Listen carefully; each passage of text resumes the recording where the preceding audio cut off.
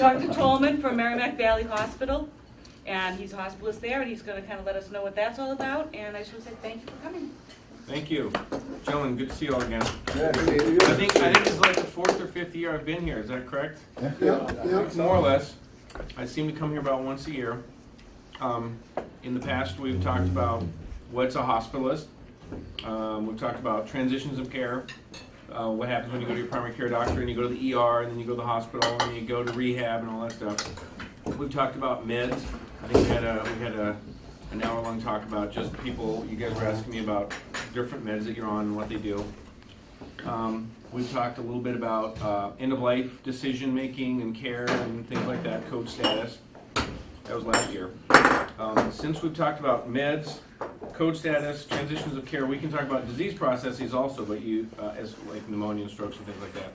But what I thought might be interesting would be to talk about disease process, but also anatomy, things, what the brain looks like, how it works, what strokes are, how people are allergic or not allergic, what's this thyroid, what does it do, how do your lungs work, what are pneumonias, heart, how does it work, what happens with a heart attack, how come you get clots from your legs to your lungs, what's up with that, how do muscles work, what's arthritis, what's the difference between osteoarthritis and rheumatoid arthritis, just anything like that. So those are, if you just start, or why do people fall down?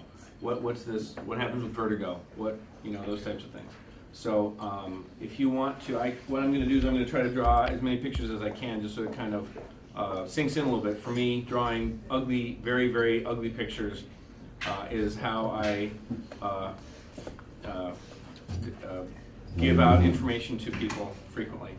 So if you have any particular, we could start with anything that you've encountered recently in yourselves or friends or family or grandchildren or whatever, whether it's diabetes or heart disease or heart attacks or anything like that. I'd like to try to stay away from the meds this time, more on the just how the body's working and that type of thing, if possible. Has anybody been sick here recently?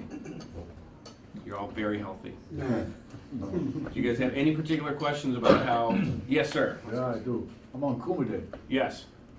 I get the wicked rashes on my arms, my legs, and I'm a bloody mess. I can't stop scratching it. Mm-hmm.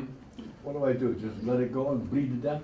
Well, let's first, because we're talking about the physiology, so now you're in my trap, you're seated, you're at my mercy. I'm going to tell you about Coumadin and what it is, or not so much what it is, but why it's being treated.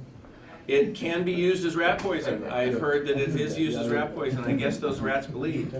I heard that's why it was invented for rat poison. We used it 80 years ago. Yep.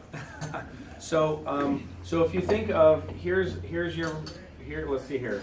We're going to need the brain. The brain is part of the story here. We've got a brain. We've got lungs. I'll try to draw larger so you can see. So you've got lungs with their bronchi, but the big picture of the lung is that they look kind of like this. You got some room for the heart there. So these are the lungs. Okay, those are your lungs. Here's your heart. We're just going to make it a circle to keep it simple. Here's the right atrium. So what happens with the blood is the blood gets pumped out of your left ventricle out to your body, up to your brain, down to your body, and all that stuff. So this is the arterial system. So these are the arteries. When you talk about arteries, the aorta and capillaries are where the arterial system and the venous system meet. So your blood is coming out here, and when you talk about blood pressure, 140 over 80 or whatever, this is the systolic and this is the diastolic. So when the heart pumps, that's the pressure on the top, and then when it relaxes, that's the pressure on the bottom. So that's the systolic and diastolic blood pressure. And so the arteries are muscular and small because they are having to deal with this high blood pressure that's high. So the blood goes through your body, it goes through the capillaries and the veins. The capillaries are where the arteries and the veins meet. They exchange oxygen, and then they start coming back. So they're starting to come back. Here are your feet. And in your veins are floppy. Your veins you can see, your arteries you can't see very well. Your veins you can see much better because they're darker pink colored, because deoxygenated blood is darker than oxygenated blood. So all the veins in your arms, your neck, and wherever are generally veins, and they're floppy. You can cover them; it's no big deal because there are many collateral veins that, if you cut one vein or cut something, there are many other veins that take up the extra fluid that's coming back to your brain. So your venous blood is coming up here, and you've got little valves in your veins because the pressure in your veins is very low. I was looking for my anatomy book yesterday night, but I think my kids have it. So all this stuff is just off from 10 or 15 years ago, so I apologize. So you've got little valves inside your veins, and the pressure is very low. It's like 10. So it's 15 times lower than your arterial. So these veins are floppy, low pressure. So basically, if you raise your arm up, your vein blood just, you won't see it anymore. You know, the veins just, they become empty because it's very gravity fed. Part of the way that your venous blood moves up to your body is by the walking mechanism. As your muscles contract, it pushes the blood in kind of like a stair-step elevator fashion up to your venous system. Further up. So when you get venous varicose veins, that's when these things poop out on you, and they don't work anymore, and the veins get larger. The veins are, because the blood moves slowly, this blood moves quickly, and this blood moves slowly. Because your veins move slow, because the blood moves slowly, you're at risk for getting clots. And when people go on airplanes and cross their legs for extended periods of time, or they've been in an accident and they've got trauma to certain veins, or you're just predisposed to clotting. Some people are predisposed to clotting. Some people have surgery, or they're in bed for a while because they had pneumonia and they're debilitated for a period of time. Those are called DVTs, deep vein thromboses. You can have peripheral clots too, but those aren't dangerous. It's the big clots that are dangerous. So the big clots can travel up through the venous system, and then they come into the right atrium, and then they come into the right ventricle, right atrium, right ventricle. The ventricles are the strong pumping parts. The atria are floppy, not too impressive. The right ventricular blood gets pumped into the lungs, and the lungs oxygenate the blood. If you have a clot that comes up here and gets into your lungs, that is called a PE, a pulmonary embolism. That is one of the two main reasons why people are on Coumadin, is for these DVTs and to prevent PEs. A PE, people who just drop dead. That's one of the reasons why people just drop dead. There aren't that many reasons why people drop dead, but that's one of them. The good part about PE is if you have a PE and you're still alive, you're pretty good. You're going to go to the hospital and we'll fix you up till the next round. So I had a friend recently who had a PE that was big enough that he was lightheaded. Now that's as close as you can get to dying and not die with a PE. Run out of oxygen? Because it clogs up, there's not enough blood going to your lungs. That you run out of oxygen. You're just going to run out of oxygen. It backs up the whole system very, very quickly, and you're bumming. So that's a PE. Now we all have little clots. We all have little tiny clots all the time. The lungs act like sponges, and they clean the blood. They clean the venous blood as it's coming through, and that's because the lungs can heal themselves. They constantly heal themselves to some degree.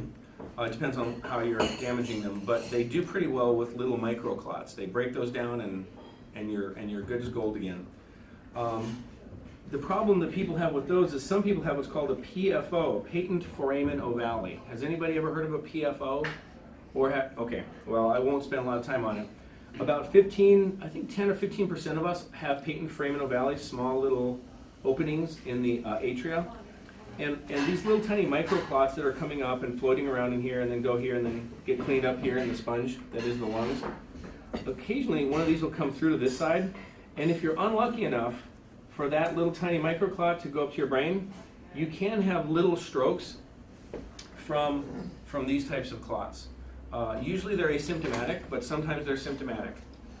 If you looked at all of, perhaps me, but most likely every single one of you has had micro strokes in your brain that are inconsequential because we all have lots of extra brain. And if they're small enough and in the right place, we just go on about our business. Those are called lacunar strokes. Lacunar strokes.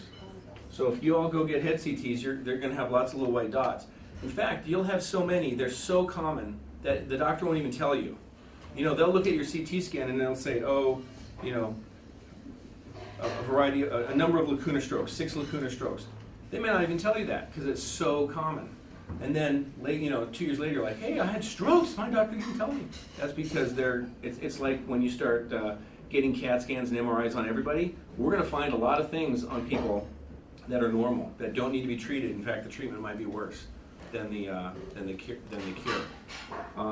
The other reason, so that's the story of DVTs, PEs, deep vein thromboses, clots, pulmonary emboli, and I want to tell you the story of atrial fibrillation. I think we talked about this before, didn't we?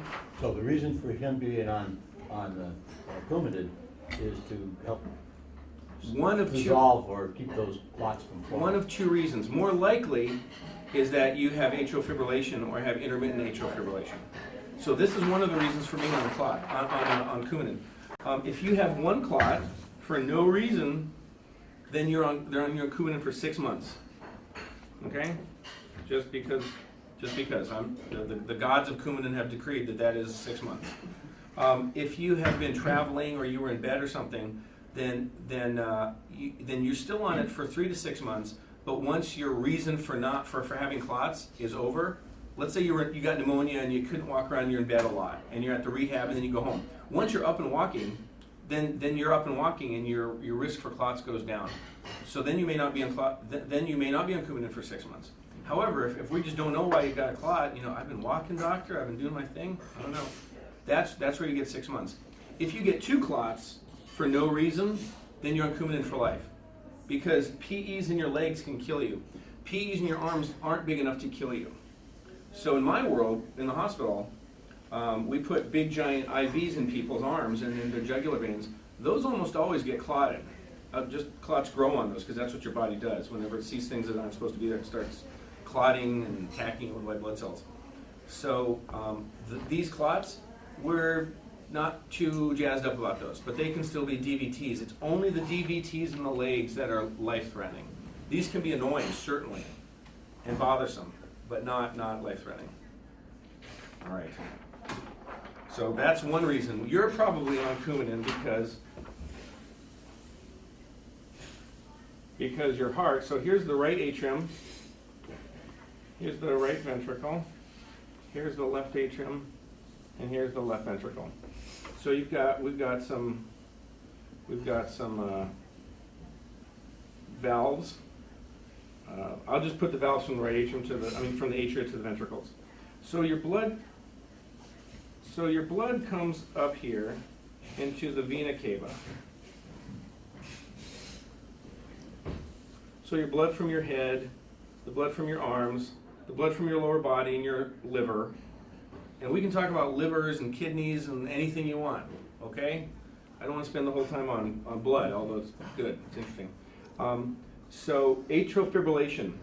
The deal is that there's one single cell in your right atrium that determines the speed with which your heart contracts.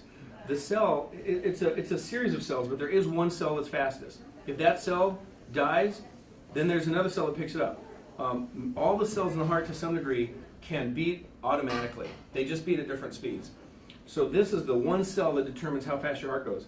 Now you do have a nerve that comes in, and it tells the heart that I'm scared, I want to beat faster, or I'm going to get ready to run, I want to beat faster, or I'm eating, I want to beat more slowly, or I'm at rest, I don't need to beat so quickly. So that there is nervous innervation, nervous like a nerve, the vagus nerve. The vagus nerve. Also, these cells are muscle cells, and they don't. I don't think I'm going to draw a good muscle cell, but they do respond to contraction. So they're like rubber bands. The more that your muscle, if your heart is beating normally, then it feels this much stretch and it's happy, and then the vagus nerve tells it to calm down or go more. Okay, that's fine. If, however, you've got congestive heart failure and you've got so much stretch, then the muscle is like, what's going on here? I don't like all this stretch, and it starts talking to the kidneys about getting rid of some more fluid, or other things happen. But in our world, we've got one cell that tells us how fast to go. So this cell puts out an electrical a wave, just like throwing a rock into a pond. You throw the rock in the pond, and the wave travels out like this. There is a what's it called when electricity cannot go through the sheath of the wire? Insulation. Insulation, yes. Thank you. I always forget that. There's insulation between the upper and the lower part of the heart. So this wave travels across the upper part of the heart, and it makes the heart do the upper boom. So it goes boom. So the upper part of the heart pushes the blood down, and since the wave goes top to bottom, it pushes it down like this, just like it's supposed to. The blood is supposed to go down. So your heart goes like this, boom. Pushes the blood down into the ventricles fill up. So then the blood goes into the ventricles fill up, and then once the ventricles get stretched out maximally, they start pushing. So this electrical doesn't go down below here. This is good for all you electricians and kind of engineering kind of guys. There's a delay here, a delay switch, and then after like half a second or so, it lets the impulse go down a specialized electrical conduction pathway to the bottom of the ventricles, and then all of a sudden, this starts putting out an electrical wave that goes up. It bypasses all this part of the muscle and goes to the bottom, and then the bottom part of the muscle pumps up. So your heart goes pump, pump, pump, pump, pump, pump, and that's exactly what it's supposed to do. So the blood comes in here, this pops off, pushes the blood down, this gets excited, and then once the electrical comes down here, it starts pushing up, and because the pressure is going up, these openings, these doors, they just swing shut. So now you've got two others that swing open, and the blood goes out of the heart. So that's why your heart has 4 valves, 2 that open one way and let the blood go down, and then 2 that open upwards, and when the blood starts going up, they just naturally swing shut. And so that's normal function. Venous blood comes in here, pushes down here, electrical stimulation up top and the bottom, pushes the blood back up to the lungs, the lung blood comes back down through here, pushes up here, and then it goes out. This muscle is by far stronger. This is the one that has to push the blood through your whole body. This is stronger than the atria, certainly. The atria are floppy, pretty floppy. But this is what pushes all of it. This pushes some of it. Atrial fibrillation. When this one particular thing gets damaged or scarred, you've had a heart attack, you just have bad luck, your dad has atrial fibrillation and you have atrial fibrillation, or you're living a hard life and you're smoking, drinking, and caffeine, stimulants, you're not asleep, you're under stress. All of these things cause irritability of the heart. Irritability of the heart, if they say your heart is irritable, what they're talking about is that there are many cells here that can pick up this beat. Your heart has all the cells. If we wiped out all these cells, this group of cells can make your heart work too. If you wipe out this, and the way you wipe things out is by having heart attacks. If you stop the oxygen to this cell group, then there's another one here that will pick it up. So you're not going to die. Your heart rate will still be 60 to 100 up here. If this is all 60 to 100, that's normal sinus rhythm. If your heart rate is coming from here, it's going to be 40 to 50. If the heart rate is coming from here, and I'm sure there are cardiologists that will correct me, but this is going to be like 30. If your heart rate is, you're really bummed out and your heart rate is from one of these cells, it's going to be in the 20s, and you're going to be very symptomatic, and you are not going to be happy. You're going to be in the hospital, and they'll put a pacemaker in you. But you won't be dead, probably. That's good. Yes, sir? What is the purpose of the aortic valve?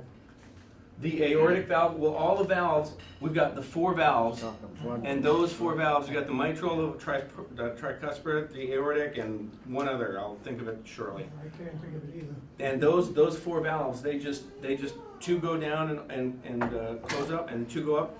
The aortic valve is the one that goes to the aorta. No, that would be this way. So the aortic valve is the last valve that feels the most pressure. It's the last biggest valve. People who have aortic stenosis and sclerosis, because you've got so much blood pushing through the valve, you've got this valve with a ring that supports it because it's a hole. It's a hole, so it has to have a fibrotic ring that supports it supports it as a hole. And as the blood shoots out of here, you get these eddies, these currents of blood. And what happens over time, you get little buildup of calcium and cholesterol and things like that. And then you can get what's called sclerosis. So a brand new baby's valve is nice and fleshy and soft and waves in the blood. Those of us who are advancing in age, it gets more kind of stiff. And then over time, it can stop opening correctly or closing correctly. The valve itself is supported by a bunch of cords that are down here in the heart. They're called the chordae tendineae. So there are little muscles that hold the valves shut. If you have a heart attack and you kill that muscle, then that chordae is not going to work for you anymore. And after a while, the valve may not open or shut properly. And you can have murmurs from blood that's going inappropriately, where either it's going too fast, the hole is too small, so you have a murmur, an ejection murmur, or the thing doesn't shut and it bows open a little bit. So your valves, while they're supposed to be shut, they're allowing a little bit of blood, not a lot, but some.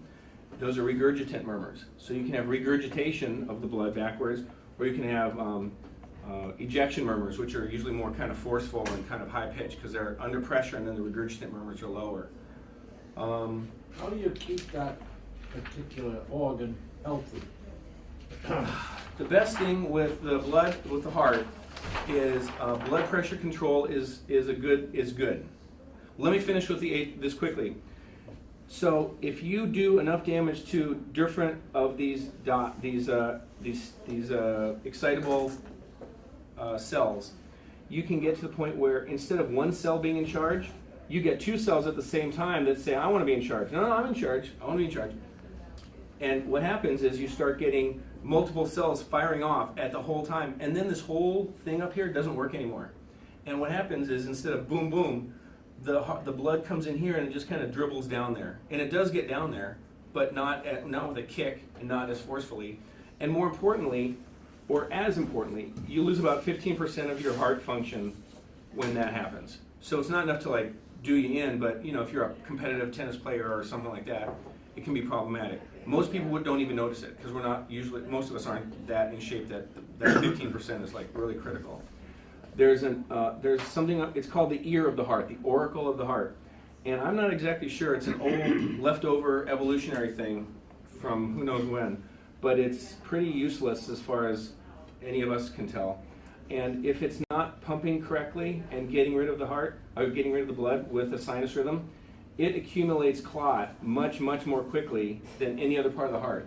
And what happens is you get these clots, and this is on the arterial side. This is why I started out with arterial, and this is venous. This arterial side, if you get a clot that goes down here, and then it goes out through your left ventricle, the arterial side is what goes to your brain. The DVT clots, they go to your lungs, because those are venous clots. They go to your lungs, and you might die of a PE. This clot in your heart causes strokes. So if you've got AFib, you're on Coumadin to stop a stroke. If you've got PE or DVTs, you're on Coumadin to stop the sudden death of a PE. So they're both important, and they do have many new medications. Before you move away from that picture, I had extreme AFib, and had the ventricular ablation process a few years ago. Yep. And I just got off all blood thinners. Yeah. It's, The heart is awesome. 7 or 8 years. What they do with that is they'll put you under, or semi-under, you're kind of like dreaming when they're doing their thing, and they're going in there with an electrode, and they're literally touching the heart at different places, and seeing where the irritable foci are. They're called foci, which is plural of focus. The foci, where the irritable foci are. And then when they find one, they burn it. And then they find another one, and then they burn it. And then they try to get it so that this, so let's say that this is a good one. This one works. And they burn these others. And now, then you go back into sinus rhythm, and you might be in sinus rhythm for the rest of your life. So, The doctor explained to me at the time that it was external signals that were screwing up my heart, and they kind of eliminated the nerves going into the heart from external. well, there's a nerve here that causes, that definitely affects your heart rate. It's called the vagus nerve. People who pass out at the sight of blood, that's because the vagus nerve gets overly stimulated, and your blood pressure goes down. The vagus nerve is the rest and digest. The rest and digest nerve. So if you overly stimulate it, your heart rate goes down, your blood pressure goes down, and you get lightheaded and you pass out. That's the vagus nerve. And then somebody, you would ask me about heart. Yeah, how do you keep that healthy? How do you keep your heart rate up, your heart healthy? Okay,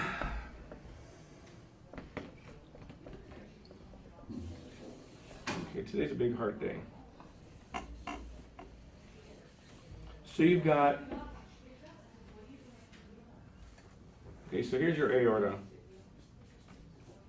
So your heart pumps blood out through the aorta to the whole body, and here there's a hole. There's an opening for the coronary arteries that come off the aorta, and the coronary arteries feed blood to your heart. And if you think the way that I think of the heart, if I'm looking down at the heart like this instead of sideways, I'm looking down at it like this. What I see is a very strong muscle over here, a kind of strong muscle over here, and then the whole heart is muscle. So the whole heart is muscle. The arteries are these tubes that run along the outside, and periodically they send in other arteries that go and feed your heart with arterial blood, because your heart needs blood too. So these arteries feed the muscle itself. This is the coronary arteries. So these are the coronary arteries. That's where the heart gets its blood. The heart doesn't get its blood from what's being pumped inside. That's the blood that goes out to the whole body. The blood that feeds the heart comes in beyond the heart and then comes back to the heart. So this is where, if you have a heart attack, this is the problem right here, is your coronary arteries have been blocked. Just like there are certain kinds of strokes that are this type, where you have blockage of your arteries. The way you decrease this problem is by low blood pressure, low cholesterol, not having diabetes if you can avoid it, and good genes. Some people, nicotine is bad. There are lots of things that are bad for your antioxidants are good. Antioxidants are good. So if you can keep your blood pressure down, cholesterol down, no diabetes, good life, I don't know what I was writing there, nicotine, then that keeps your arteries clean and you keep your heart happy. There's another problem. If your blood pressure gets too high, or you have heart attacks that wipe out parts of your heart, what happens is you start getting congestive heart failure where the heart doesn't work, and that's a whole other thing. The heart you can have a problem with congestive heart failure, which is the heart muscle not working. You have your valves that may or may not work, so you can have problems with your valves. You've got arteries that feed the heart. That's arterial issue. That's people who have heart attacks. So you can have a clot, which is not a heart attack, and you can have a heart attack. You can have a lot of different things. And when your doctor tells you, oh, you had a minor heart attack, but it's not a real heart attack, what they mean is that, like, if I were to go climb up the Empire State Building, my muscles in my legs would not be happy with me, and they would, after a time, my muscles would start to actually break down. They would not all of them at the same time, but they would break down and show that there's damage just from overuse.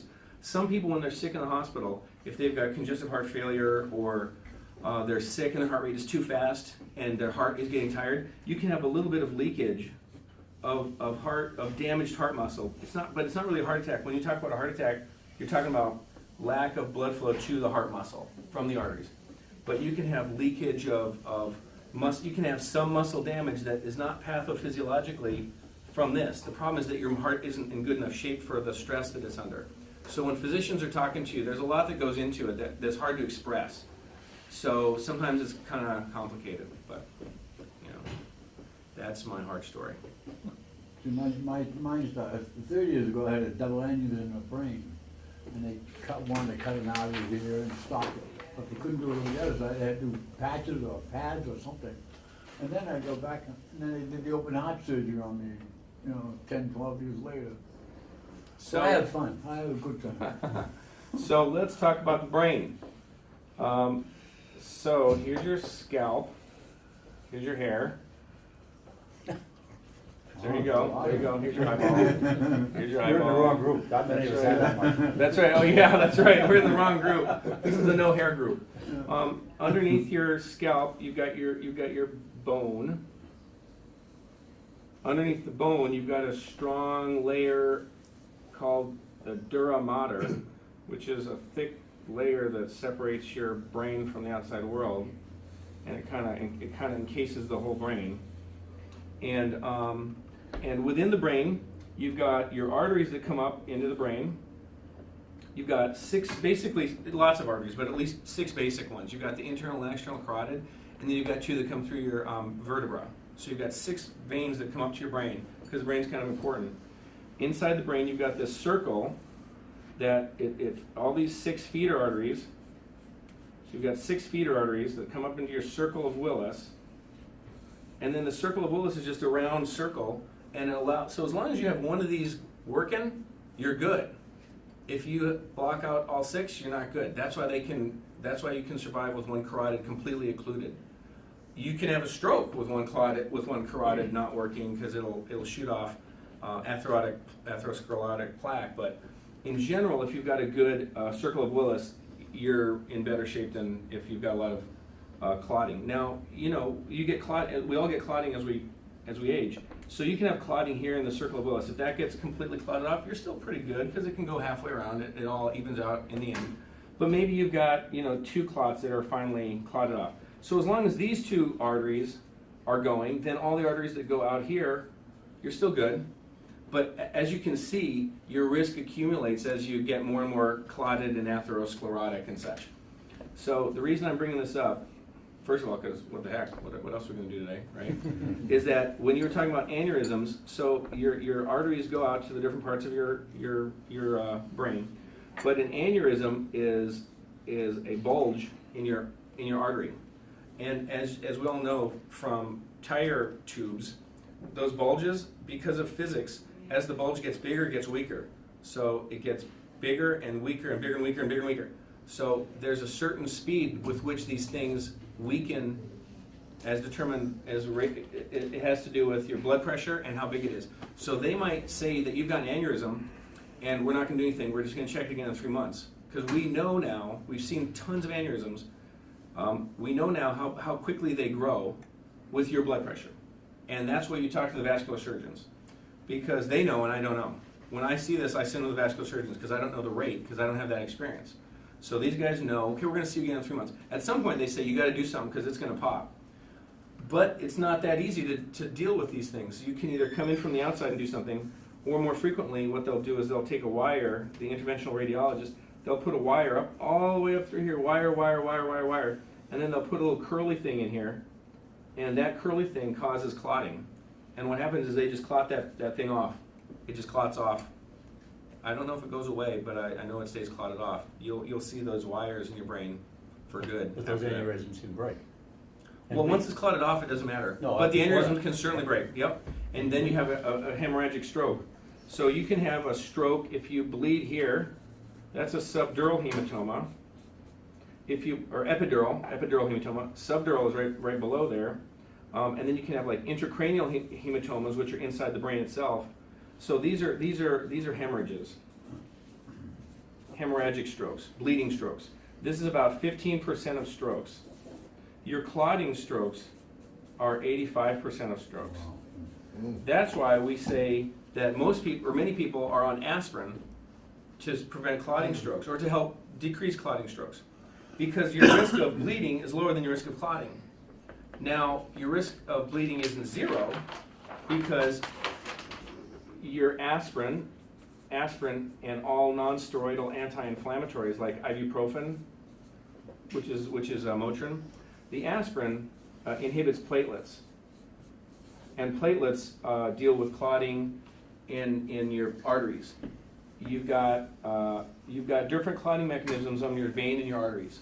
Coumadin is a venous clotting mechanism. Aspirin and Plavix and things like that are arterial. Heparin and Lovenox are venous. So you've got different types. You might be on a Coumadin and an aspirin, or just Coumadin, or Coumadin and Plavix, or aspirin and Plavix, or whatever. Because if you have a stroke on an aspirin, then you get more aspirin. If you have another stroke on the high-dose aspirin, then you get Plavix. And if you have a stroke on Plavix, then you get more aspirin. You get aspirin added to your Plavix. So there's a sequential, and we're just hoping that you don't have another stroke. If you've had a stroke, an ischemic stroke, your risk of having another stroke, I don't know, I think it's like 15% within the next year or something like that. It's significant. So you need to be aggressive, but you can't go crazy because you don't want people to bleed. Aspirin can cause stomach ulceration, can cause renal failure, things like that. At low dose, people tolerate it well. But when you're dealing with aspirin and non-steroidal anti-inflammatories, you have to make sure your kidneys are working out okay. It's a nuisance. It can cause bleeding too. So there's your skin. So I think we've talked about this before. So here's your skin. Here's your hairs, because you still have your hairs on your forearm, right? We all have that. We've got, how should I put this? We've got little collagen fibers that attach our skin to the underlying fascia. That's the, you know, when you cut a piece of meat, you've got that white kind of shiny, strong layer underneath. That's the fascia that's around the muscles and such. So you've got all these, so this is the fascia. So you've got these little capillaries and blood vessels that are coming up through the fascia, and the capillaries feed your skin. As we all age, our collagen fibers get weaker and just poop out on us.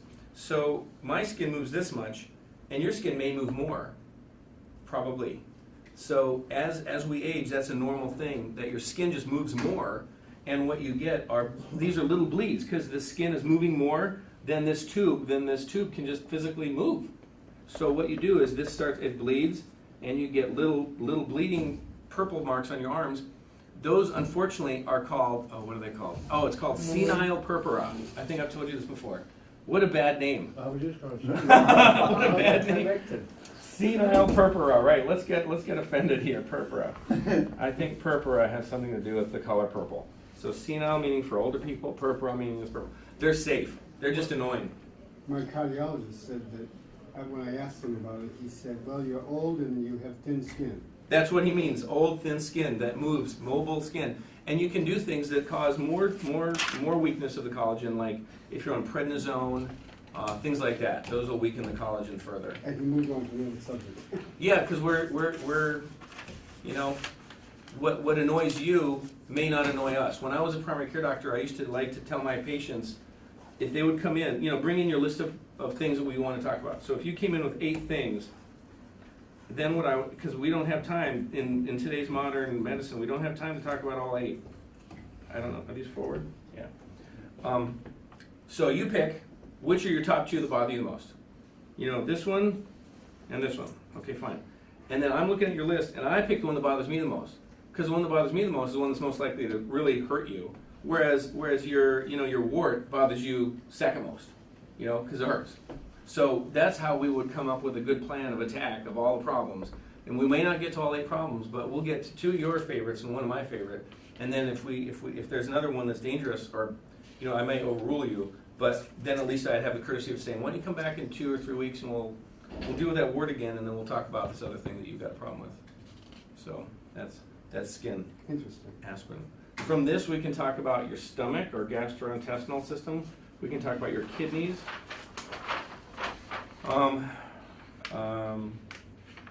Yeah, we can talk about strokes or whatever, or anything. Or you get tired, pooped out, you're like, I haven't been to school in this long, this is crazy. I don't want to talk about this. Or equilibrium or falls or whatever.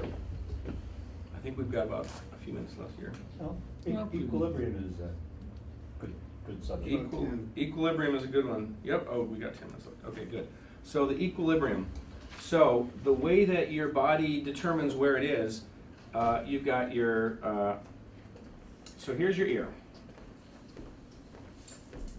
Here's your ear. Everybody recognize that as an ear? Yeah. Okay, good. That is, at least I can draw an external ear. Okay. So here's your tympanic membrane. The sound waves come in by air through the outside world. It moves the tympanic membrane a little bit. The tympanic membrane has three little bones that are in the middle ear. This is the external ear. This is the middle ear right here. From the tympanic membrane, there are three little bones that go and hammer on the cochlea.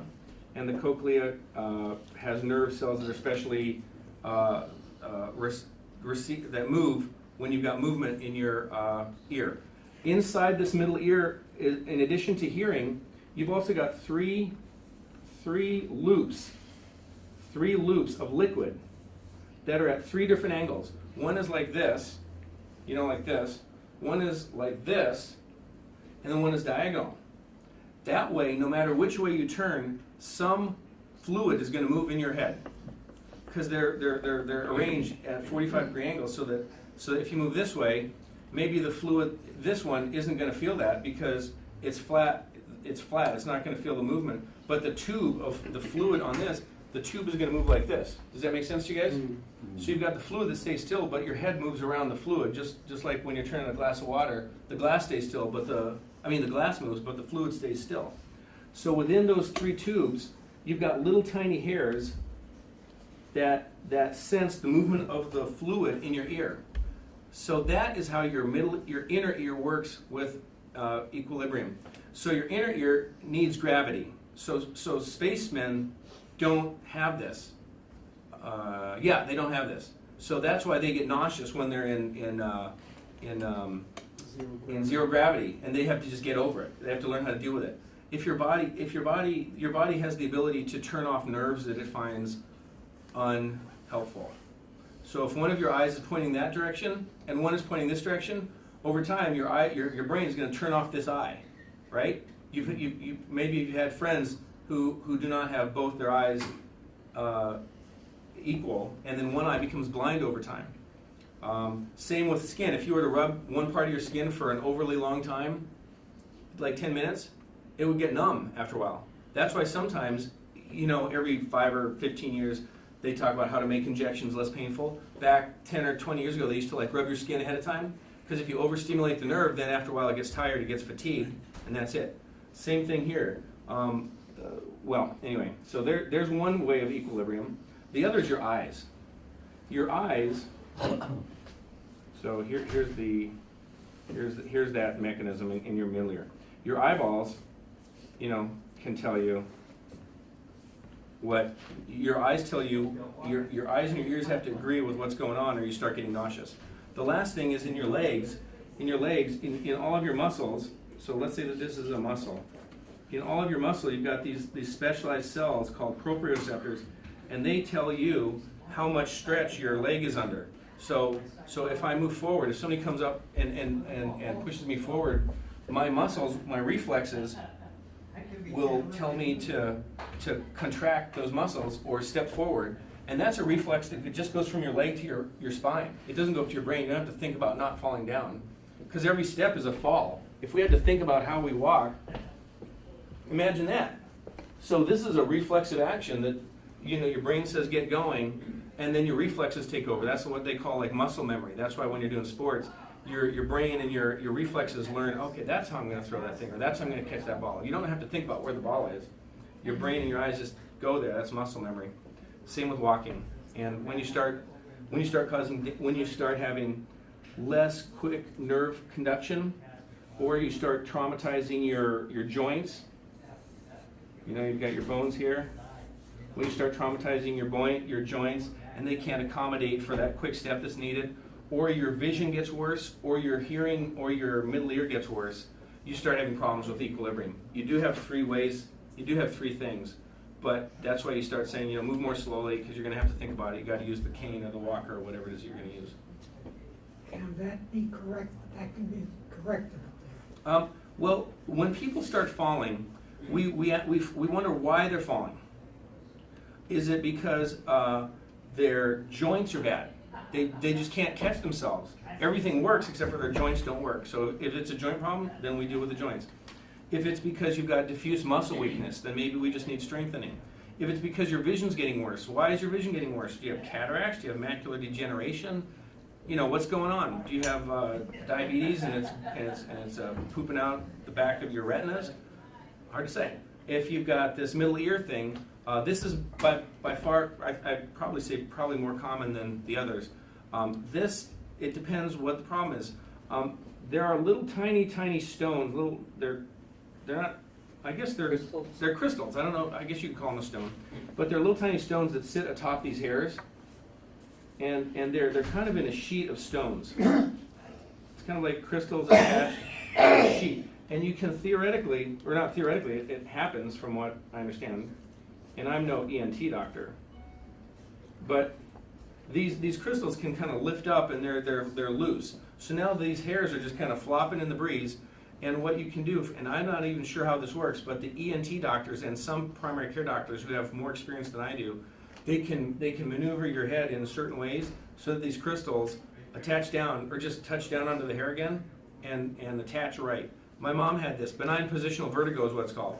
And they lean you back and they turn your head around and they move you around and they sit you up and you're like, that's incredible. It's one of the few things that doctors can do for you that is just, it's remarkable and it fixes you up and it's old fashioned and it works. It's really something. Yeah, my wife had that thing, they laid her down. And then they said, turn your head.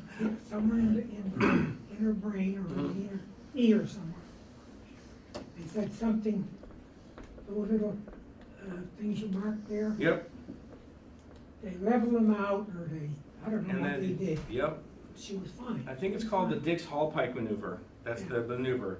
And so that's one thing. Sometimes if these things aren't working, these hairs and the nerves, they'll give you things like, they'll give you meds that interfere with the nerve conduction. They're just trying to get rid of the stimulation. Things like meclizine for vertigo or scopolamine. Well, scopolamine doesn't work there, but certain meds work on the nerve and the conduction. Certain meds work in your brain, because your brain has to tell you you're nauseous. It's not your ear that tells you you're nauseous, it's your brain. So there are other meds that you give for anti-nausea. Those patches behind your ears and things like that. But then they have side effects too. Is this ever gonna stop on me, all these things on my skin? Yeah, Something like that, and all of a sudden that juice comes out. I don't know what it is. If you stop taking Coumadin, then you'll have fewer bruises. And then, grow faster? Well, if you have a stroke or PE, then you're not going to be happy. You'll take the bruises over the PE, right? Oh. So all of life is. That's why when a doctor. That's one of the major problems I had with primary care, is that my inclination is to tell you too much about the risks and the benefits of whatever we're doing, and then we kind of negotiate. That was impossible to work in the modern setting. So I like it better in the hospital. Because in the hospital, the decisions I make are you guys, the patients, they have no experience or little with their acute heart attack, their stroke, their diabetic ketoacidosis, the fact that they're intubated. You know, the problems that you have when you're seeing me are big enough that you don't have any experience, and I can just tell you, in my experience with you, I recommend this, and this is what we're going to do, and that's easier, because when you start talking, when you go see your primary care doctors who are very educated, there's so much that goes into whether to decide to give somebody an antibiotic for a cough or bronchitis or ear infection or my elbow hurts, what should I do? You know, we've all got opinions about your elbow. Why does my elbow hurt? I'm not, you know, he said do this for 3 weeks. I'm not going to do that. PT or pain meds or heat or whatever. You know, we've all had elbow aches and pains, so we have opinions, and you know, the doctor has a lot of experience about anti-inflammatories and joints and things like that, and they make a recommendation, but they make a recommendation on statistics. If 1,000 of you came in with this problem, I would do this on all 1,000, and 800 would get better, and 200 would not. And if you're one of the 200, then you're like, that doctor, he doesn't know what he's talking about. I just stopped playing tennis and my elbow got better. I mean, you know what I'm saying? So I find that when I'm a little further away from the most common disease processes, it's an easier thing, better for my personality. I was in the Army. I'm very much better like, do this, don't do that. Then like, you know, let's talk about this and this. And I'm happy to talk about it, but I'd rather just give a class to 20 people, or not give a class, or a discussion. You know, talk to 15 or 20 people or 50 or whatever. That's more I think, helpful. I think my timer went off. I think just about. Thank you. Thank you so much. Gentlemen, thank you for coming again. I'll be back next year. I hope I'll be here. I hope I'll be here. Huh? Yeah.